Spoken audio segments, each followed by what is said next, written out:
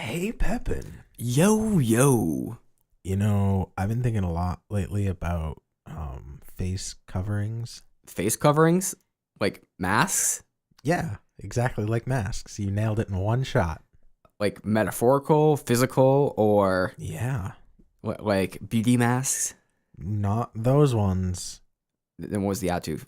Metaphysical? Yeah, metaphysical masks. Like Yeah. how the world is a play and we're all the actors. No, we're talking about that earlier, so I'm surprised it came up now, but I'm really surprised that something we were talking about earlier came up on the show. that's very strange. It's It's almost like we pre-planned this. it's almost like we pre-planned this and it's all absolutely arbitrary. Are we putting on masks right now, though? Oh, Nate, we need to talk.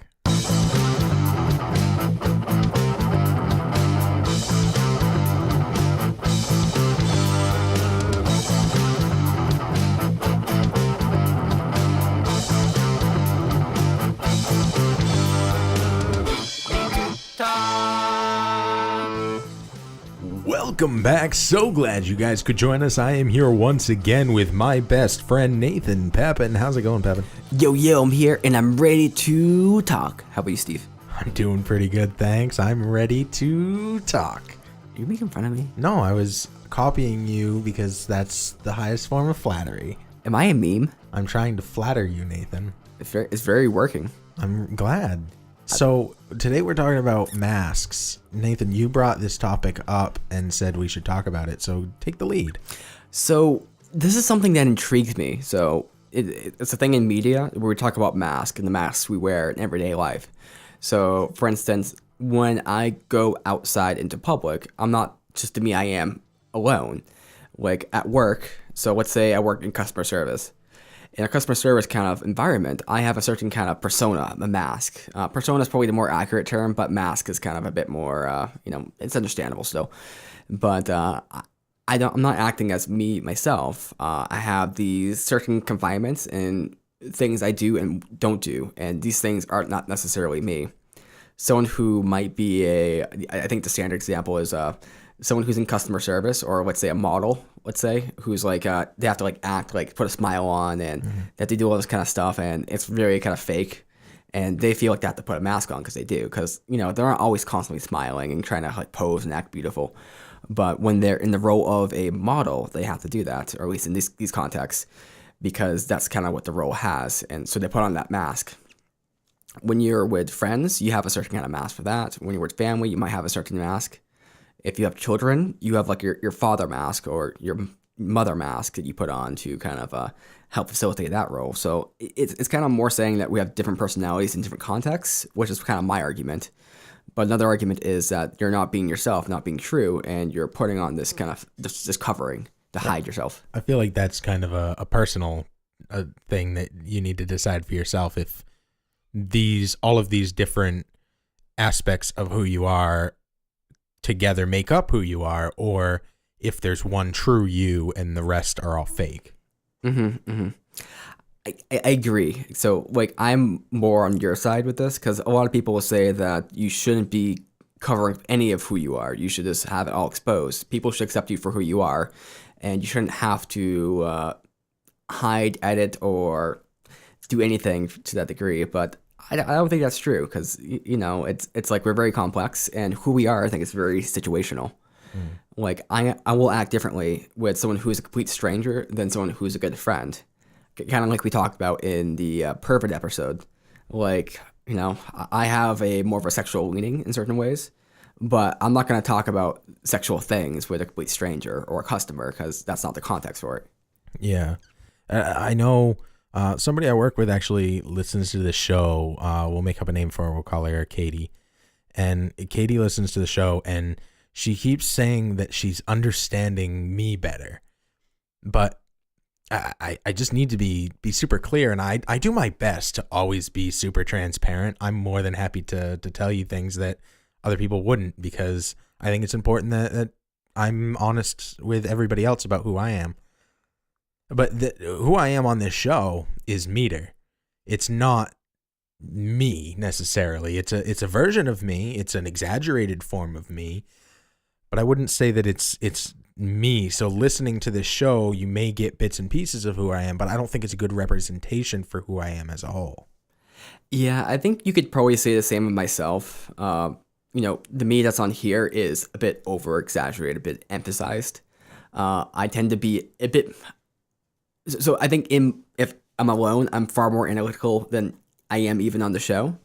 But in everyday life, I'm not very analytical. I mean, I might be on the inside, but on the outside, like, I'm not gonna have discussions about these like super niche, weird topics and go super in depth like that.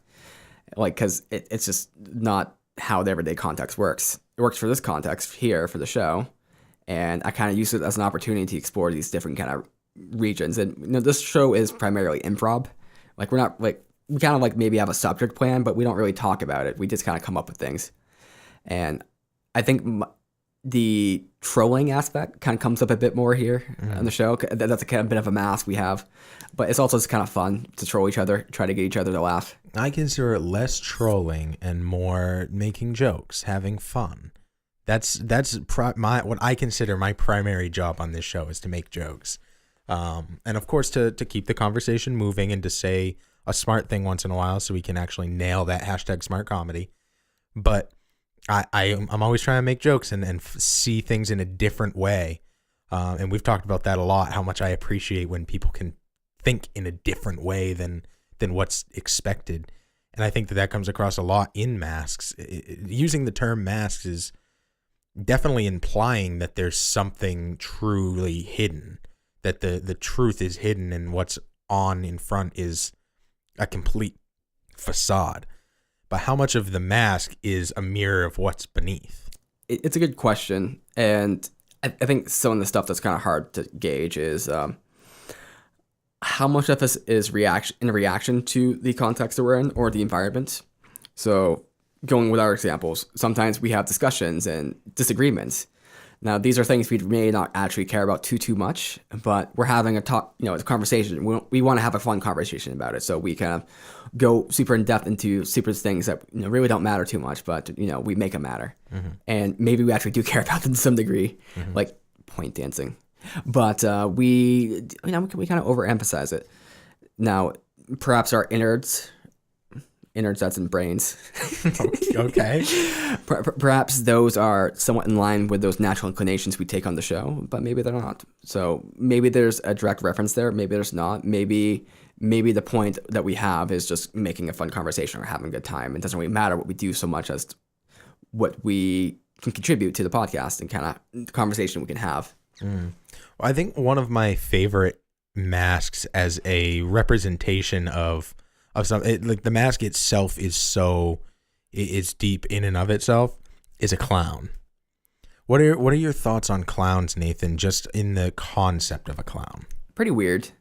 Okay. I mean, so the clown is someone who puts on makeup and like a funny nose a lot of times. Like essentially they're non-human in their kind of depiction, but they're humanoid, right? But they aren't necessarily like, it's not like, oh yeah, that's a person. I mean, you'll say, yeah, that's a person, you kind of know. But what I'm trying to say is they try to make themselves look non-human. Like, I'm not sure if that point is like super well argued right there, but they're trying to distance themselves from the appearance of humans, in a large extent. Not to such an extent where it was like, that's a eight-legged spider right there. But what about the metaphor behind a clown? So the metaphor is, I'm not sure what the metaphor is. I mean, the clown usually tries to be funny, but then it can be taken darkly too. So the clown has the painted on smile and the whole face is painted on. It's a visage meant for not their own entertainment, but the entertainment of others. And the painted on smile is the forced relationship between entertainer and entertainee. So the perspective I see it from is an entertainer has to put on a fake smile and has to dance around and do crazy little things and entertain. And that smile is permanent. You can't take it off when you're a clown. And that's the plight of the clown, is that they're forced to entertain. I see. It's a mask of happiness. And the mask, the outside mask is not even necessarily related to the inner states of the person, because it's just kind of there. And I think that's where it comes across of the sad clown being so prolific, in the fact that the whole point of a clown is this painted on visage of happiness. So a sad clown is deriving entertainment from somebody else's sadness. I think that is in and of itself is a huge representation of the entertainment world, and how you can take entertainment, which is a clown, and you can take the sad part of that and still derive entertainment from it. In a rather perverse way, if you will. Yeah, that's very interesting. It's a concept that's been well explored, but I still haven't thought about it very much. So that's definitely intriguing. What's also kind of intriguing is the mask that we put on other people. And are you done with clowns? Yeah. Well, hey, so you take a clown and it's got like a red face and or a white face, red hair, red nose. If you take the inverse of a clown, is that offensive? Is that blackface? Yeah. Good. I don't know where to go with this. What were you saying? I just want to talk about blackface for a second. It's now we've covered that on the show. It's blackface a mask. Is blackface a mask? There was actually Joe Rogan on his podcast. He was talking about bodybuilders and how they get spray tans. So I'm not sure if you've seen this, but they get like super spray tan, like way too much. Yeah. And the reason why is because if you're a bodybuilder, like the darker your skin is, like the more your muscles show because there's contrast. If you're like super pale, like there's no dark shadows to outline your muscles. So even if you're like even the biggest guy there, they won't see your muscles as much. So they all get spray tans. But the weird thing is, some people get spray tan so much that they look like kind of they're black, but no one considers that blackface. So you can tan as much as you want because that's the melatonin, the real way you're supposed to get tans, and that's what makes black people black. But so what they're doing is not. Some of them are doing real tanning. A lot of them are, but they're also doing the spray tans. That's the main thing. So that's like painting. Yeah, it's painting yourself. Yeah, so they're essentially painting themselves black. So the argument is, why isn't that blackface? Because it makes your muscles look cool, and because no one wants to say, "Hey, you in blackface?" to some guy who's fucking jacked out of his mind. Yeah. Oh, that's true. That's true. I think it's because this goes back to our last episode where we talk about kind of intentions and morality. So in the case of someone who's doing blackface, they're trying to do blackface. Their goal is to look like a black person. And like Ted Danson. Did Ted Danson do that? Ted Danson did that once, yeah, while he was dating Whoopi Goldberg. That's funny. Yeah. And Whoopi Goldberg came out and was like, no, that's funny. It's real. It's funny. Like, he can do that. So a lot of people felt justified in the fact that he did blackface because Whoopi said it was okay. I see. So bodybuilders are not doing it in that context. They're doing it just to make their muscles look kind of more defined, and they're using just kind of the natural things with physics. So it's not seen as it's physics.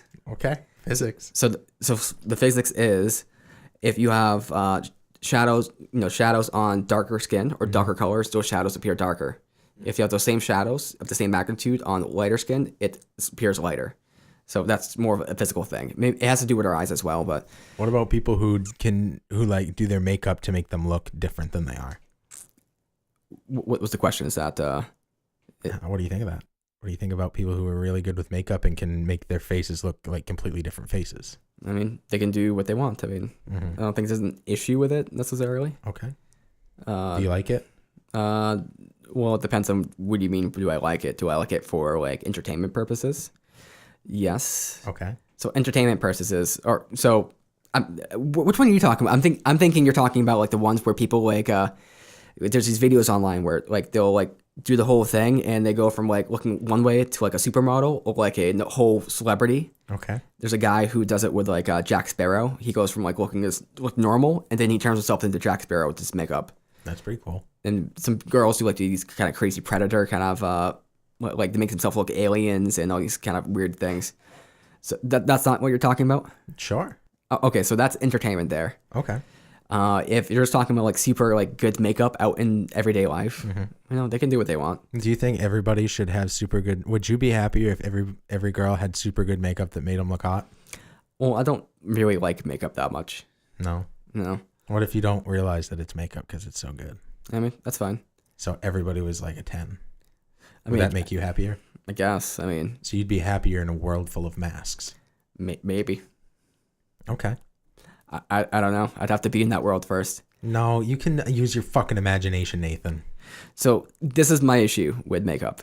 And so my current girlfriend, she does not wear makeup. I mean, I guess she does occasionally, but she really doesn't. And the girl I dated before that, she didn't wear makeup. The girl before that, though, she was very much into makeup. And then half the times I'd like kiss her on the cheek or just kiss her like anywhere, I'd have like these giant like smudges of like cover up all over my lips. So that's why I'm not such a fan. Now, makeup can make people look a lot better or a lot different. And I can't say that, or I can't not say that they look more attractive a lot of times without makeup. But it also depends on how well done it is, because there's been a lot of girls I've seen who look, they wear a lot of makeup and they look very good if you're 10 feet away.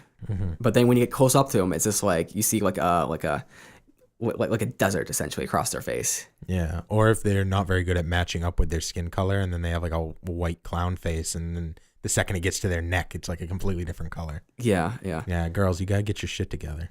Yeah. And Boys too, you know what? Get your shit together. like with what? Like, just learn how to do makeup. If you're gonna do makeup, fucking do it right.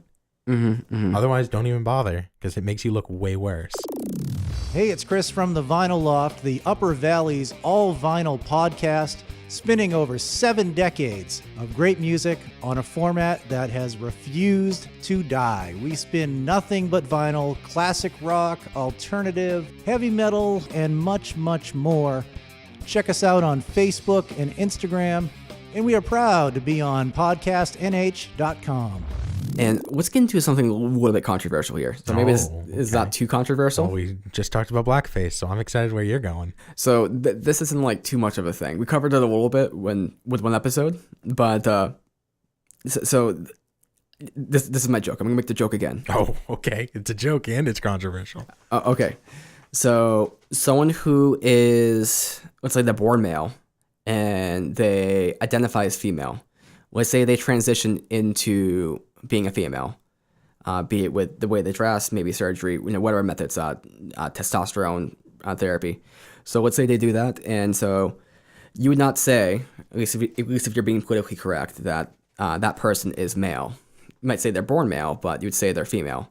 This person is dressed female, correct? Right? No. No.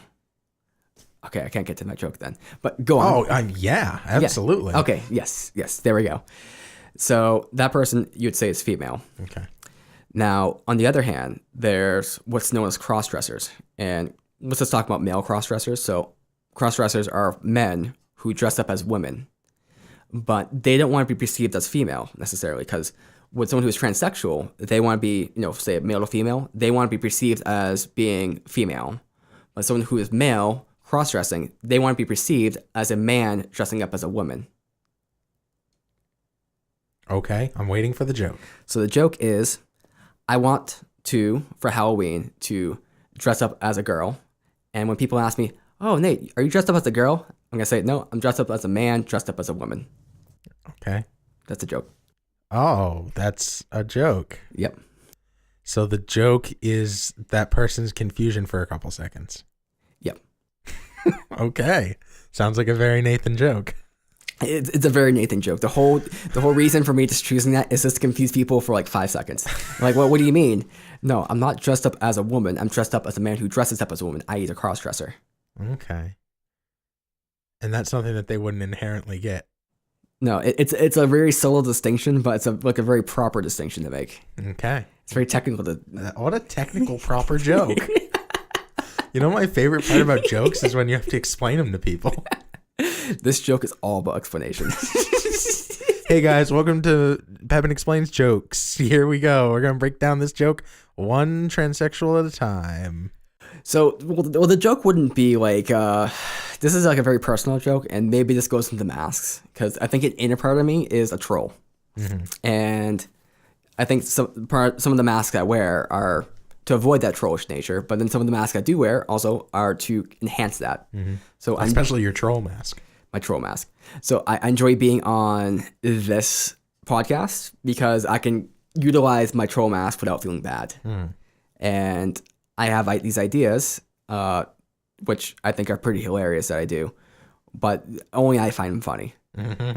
But, Sometimes I find them funny, but they gotta be a little funnier than that last one. So what's funny about that is not necessarily the explanation behind it. It'd be me actually doing that. If you saw me just cross-dressed, you'd be like, what the heck, Nate? And if I did that, like, and it's all just for the joke, that's kind of funny. If I saw you cross-dress, I'd probably just judge you and tell you how I felt about what you were wearing. You're going to judge me for cross-dressing? No, I'm going to judge your ability to cross-dress. Ah. So I'm going to say, wow, you really pull off that blouse well. Okay. I dig it. Or, Nate, you need to get your shit together. I need to, like, do my makeup better. Like, get your makeup on point. And speaking of points, I think we're at the point where we should break into part 2 because this conversation is getting kind of long. So next week, part 2 of Mass, only on We Need to Talk. Because, this is the podcast we're doing. I guess other podcasts might cover that subject. But anyway, part 2 next week. Twitter.com/WNTT1, Facebook.com/We Need to Talk Show, Patreon, New Hampshire Podcast of NH. What am I even saying? PodcastNH.com. Check it out. Hi, this is Joe from the No Sitting on the Sideline Dad podcast, the podcast about a journey of discovery. We're trying to figure out what are we supposed to do in this world. You can find this podcast and many more podcasts like this over at podcastnh.com. And also you can find this podcast on Apple iTunes or Apple Podcast and Google Podcast.